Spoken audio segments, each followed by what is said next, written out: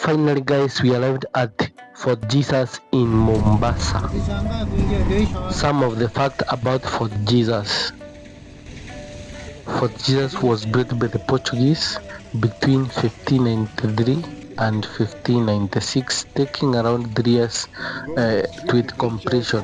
It was built by the owners of King Felipe II of Spain, who also reigned as King Felipe I of Portugal.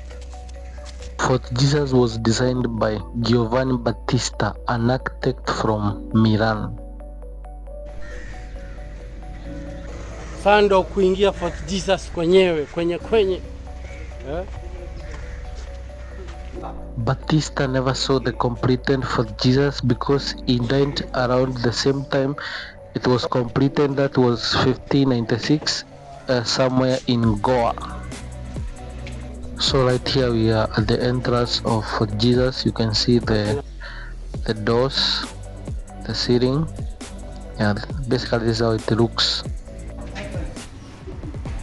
Sasa ndio hii map ya huko Fort Jesus. Nowadays kuna entrance fee around I think 250 per person na unalipa kwa e-citizen. So once you pay and your payment is verified, and you get to access the inside and you can do your exploration. You can actually get a guide, but sisi hatukuwa na hiyo budget, so tukajitembeza tu. The wall, there is the history of Fort Jesus. You can actually slow it down and read it for yourself. Yeah, ngome ya Yesu ndio inaitwa na Kiswahili, inaitwa ngome ya Yesu, Fort Jesus. Story is written in English, Swahili, then Arabic. The Fort Jesus property covers an area of about 2.36 hectares. This includes the fort and the immediate surroundings. One thing you need to know, in Fort Jesus, slave trade took place, and this is how the slaves were counted. Yeah, and this is how they used to, when they were captured, this is how they were counted when getting in. As you can see, this is how slaves were counted, and when I say slaves, these are our ancestors, and they were counted like animals, and actually they had a meter to count how many slaves have entered into the Fort Jesus. So sad about that. When you get inside the Fort Jesus, you get to see a model of the building. Yeah, right there, a specimen of it preserved there, so that you can see how it looks amazing. The fort was designed in a shape of a man lying down. If you look closely, you will see that. The other thing you not fail to take notice of is the cannons, which were used during the wars while the Portuguese were protecting Fort Jesus. There are so many of them, you can see them around there. The fort was built to protect the owned port of Mombasa from sea attack and the Portuguese living on the east coast of Africa. Across this strong message that Okera was telling the people that nobody was created as slave and nobody is coming to save you, you must save yourself. Same case to us in Kenya. When you get inside, you see that some of the structure are still intact, but some of them are ruined. This was great to come and witness history, because the last time I heard about Fort Jesus, I think I was in primary school or something.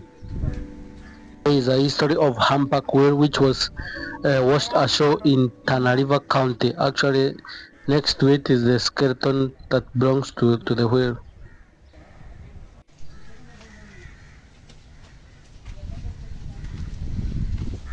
The skeleton left behind by the humpback whale is a clear indication that whales are amongst the largest mammals in the world.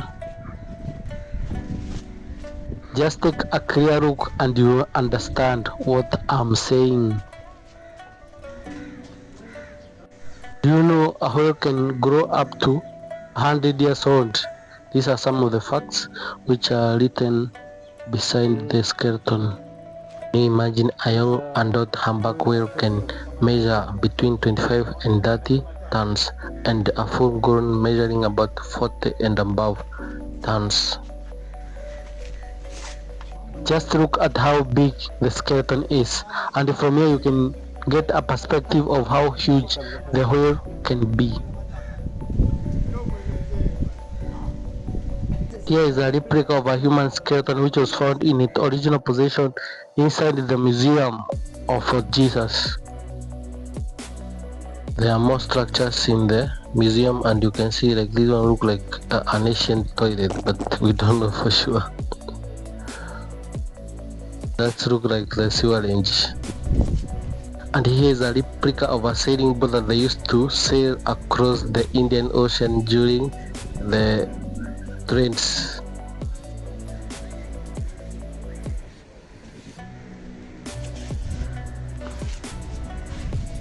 Built and occupied first by the Portuguese, Fort Jesus of Mombasa changed hands many times throughout history, coming under Arabs, Swahili, and English control.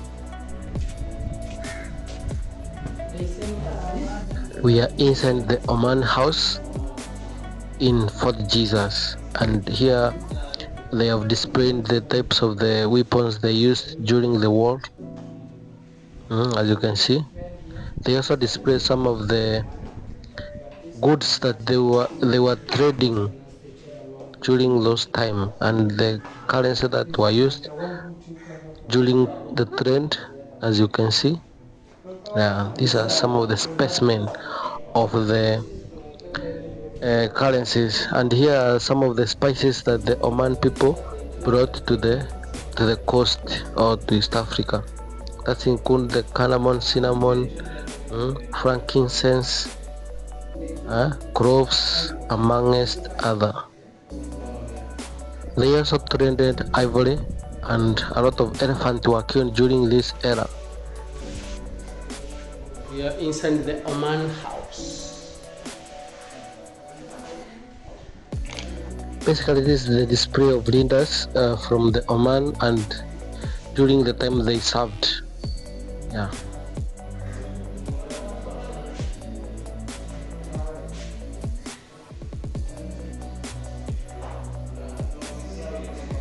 Basically, this is an Oman warrior with a sword tied around the belly. This is how women from Oman used to dress, and from this you can see some bond culture from the Oman people among the people who are living in the coast.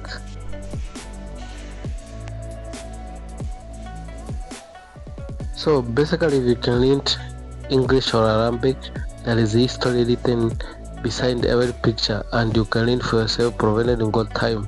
But as for me, I was just passing by and exploring what the fort got for me. So the history is written in every picture. So if you go there and you can't afford a guide, you can learn for yourself and find out what the history says about the pictures.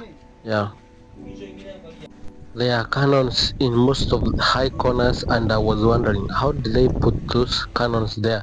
Then I remembered slavery took place in this place, and maybe some of our ancestors used to do this kind of work, the heavy work.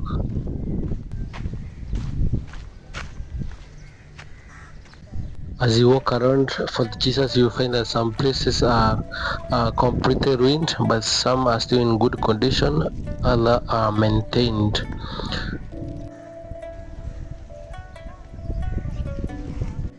This is a reminder that people are chained down. Maybe this was the auction, I don't know, because it is an open place.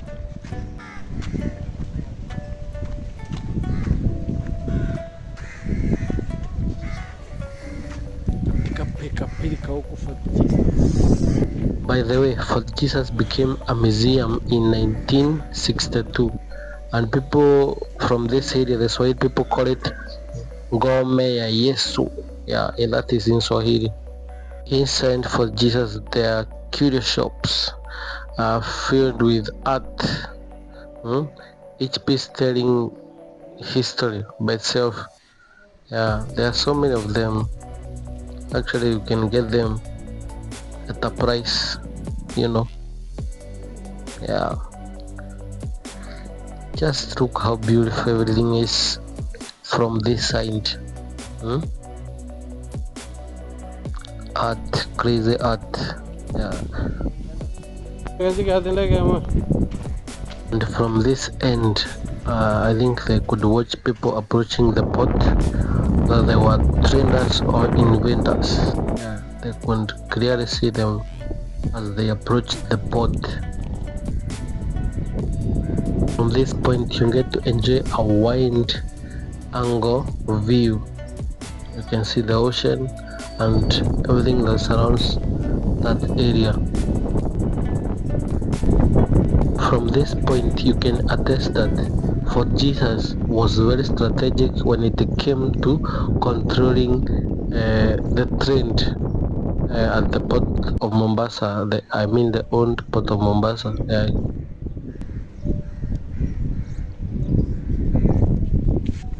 So just in case you're wondering, this is Indian Ocean. You can watch the Indian Ocean from here.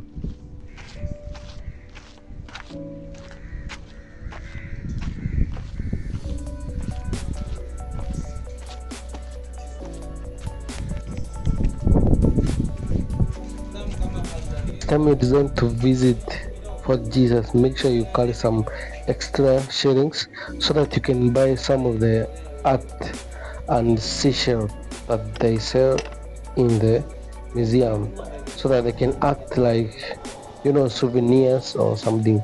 So here they are displaying different kind of seashell. You can buy one for yourself. Actually, I got to buy myself one. You can see different types of seashell. This is evident of the ocean life. Yeah. The museum have set aside different chambers to tell history of different people who at one point occupied Fort Jesus. So in this one was the Swahili people, and you get to read their history. And we never had enough time, so I never explored this fort to the maximum. I might be coming back here, and this time I'll get a guide so that I get to know the history in detail. One thing you notice about the raw part of the Fort Jesus, like you can see, is like they were carved. They were carved out of corals. They were not actually built. So Fort Jesus is a key example of 16th century Portuguese military fortification. Yeah. In simple terms, this means that the Portuguese people were already somehow advanced in the construction industry, where we are still lagging behind, because by this time I believe we were still making grass and mud houses. My time was up, and here I'm exiting the museum because we had other places to visit. Yeah. In case you are new here, you know what to do. Hit the subscribe button, turn on the notification so that every time I release a new video, you'll be the first one to be notified. See you in the next one, guys.